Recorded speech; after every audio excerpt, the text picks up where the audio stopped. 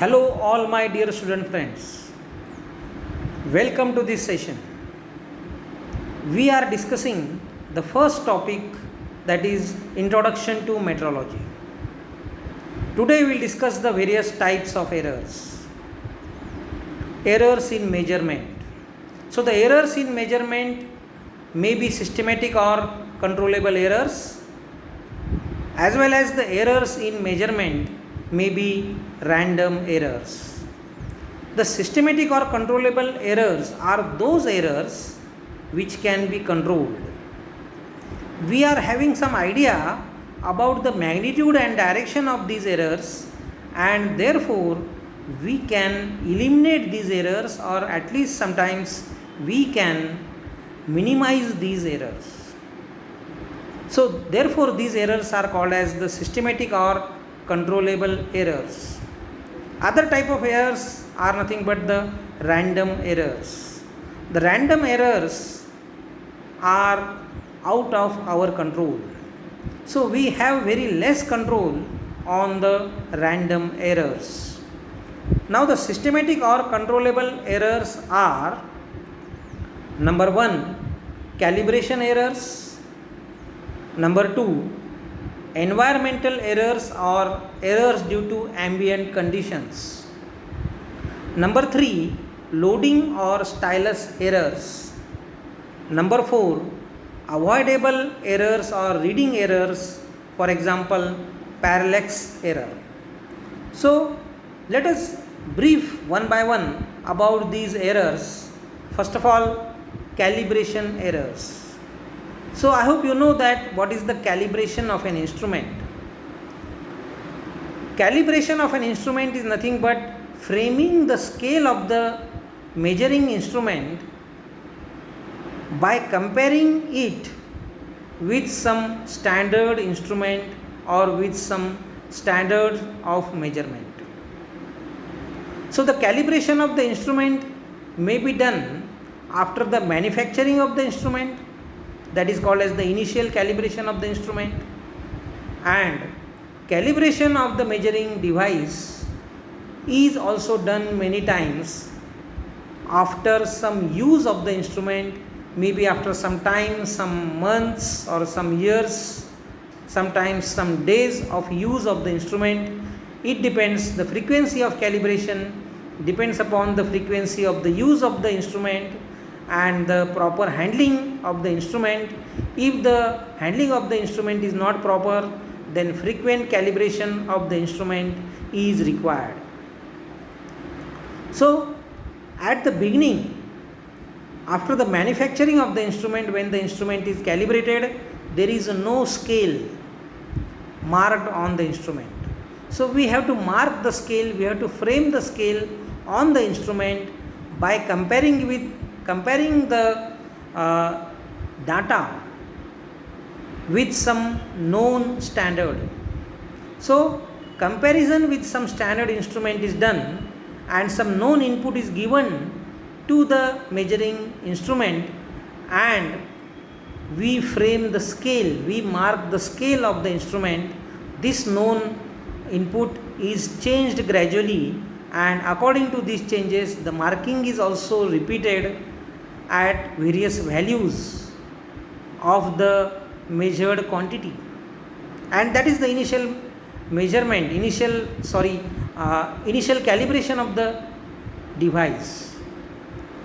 If the calibration of the device, measuring device, is not done properly, if the standards are not accurate, if the standards are not perfect, then whatever errors are present in the standards or whatever errors are done during calibration, these errors are induced in the measurement process. The instrument itself is having an error in it due to incorrect calibration, and therefore whatever output is given by the instrument, whatever readings we take, they are having errors in that. So this is about the calibration errors. Second type of errors may be the environmental errors or the errors due to ambient conditions. Now for measurement, for appropriate measurement, we must have the standard value of temperature. The standard value of temperature for measurement is 20 degrees centigrade. If the temperature is not 20 degrees centigrade, it is something like 40 degrees centigrade, then you will find that the measured value will change. If the temperature is something like 1 degree centigrade or 0 degree centigrade, then also the measured value will change. If the pressure also varies from the standard value of 760 millimeters of mercury, then also there may be variations in the measured value. The output which is given by the instrument will change if the atmospheric pressure is not 760 millimeter of mercury. There may be some vibrations present or some vibrations may occur. So due to these vibrations also, there may be some error may be induced in the measurement. There may be some magnetic field or electric field. So due to that also, errors are induced in the measurement. Loading or stylus errors. If the loading is not proper, if excessive load is applied on the instrument during the measurement process, then also error may be induced in the measurement. Appropriate load should be there on the instrument. Sometimes the job has to be hold. We have to hold the job, and for holding some pressure is required. But this pressure should be optimum. It should be minimum, so that just the job can be held in the instrument. So therefore appropriate loading pressure is important. If the loading pressure is excessive, then what will happen is that some rubber or some aluminum parts may deform, and due to this deformation the errors may get induced. The stylus which measures, the stylus is coming in contact with the measured quantity or the surface which is being measured, it is coming in contact with the stylus. So due to excessive pressure, the stylus may deform, and due to that error may be induced in the measurement. There are some avoidable errors or reading errors. If the reading is done properly, then we can avoid some errors like parallax errors. So let us study in detail about the parallax errors. So the parallax errors are nothing but the systematic errors which are the avoidable errors.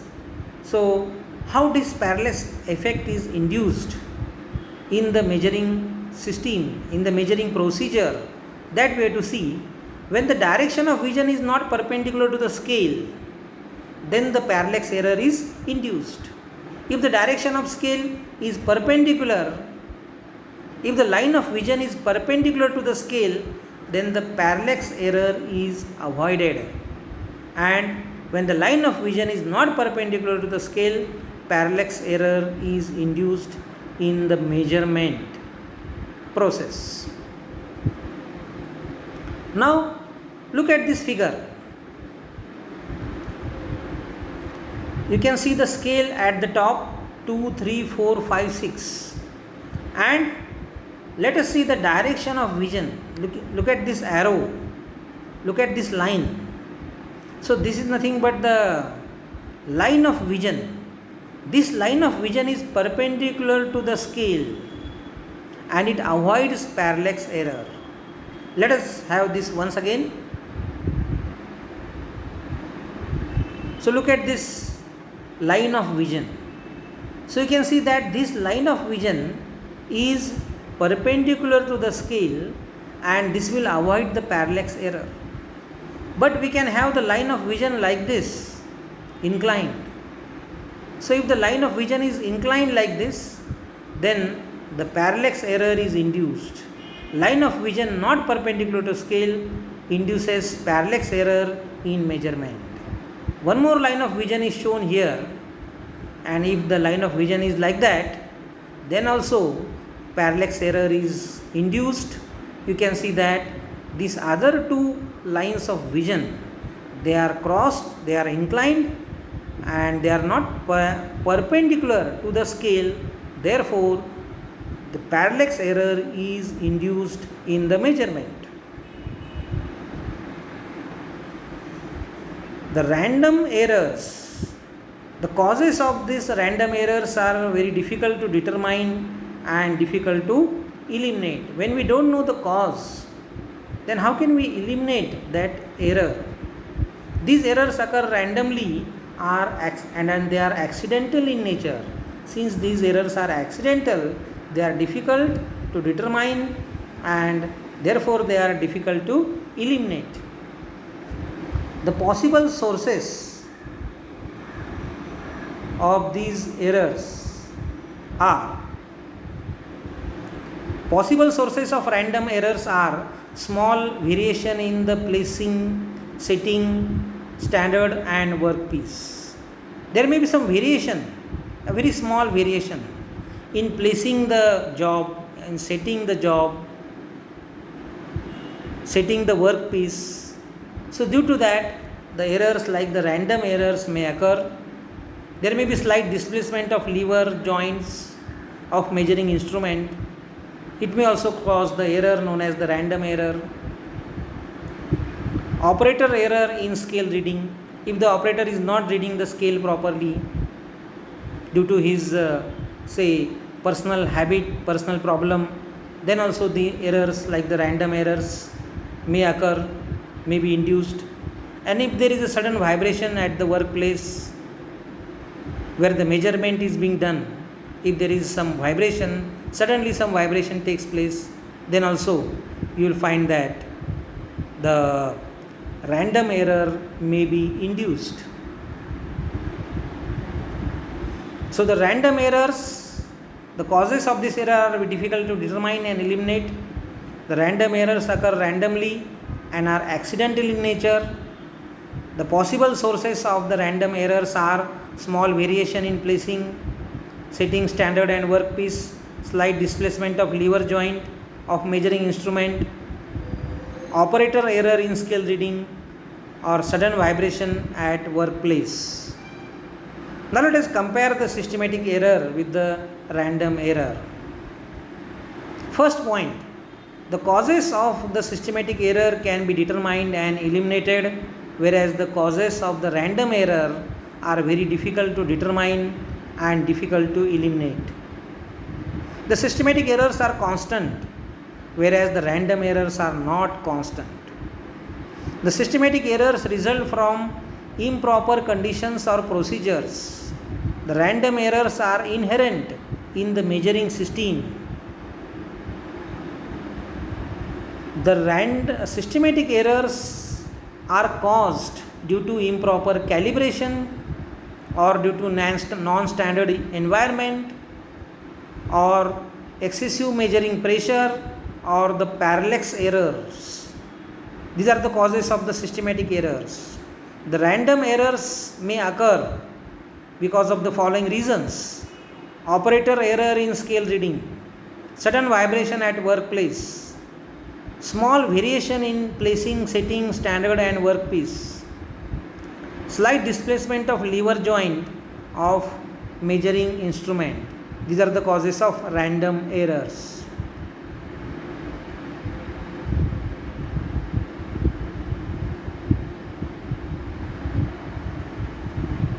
So the same table we have already seen. It is the comparison between the systematic error and the random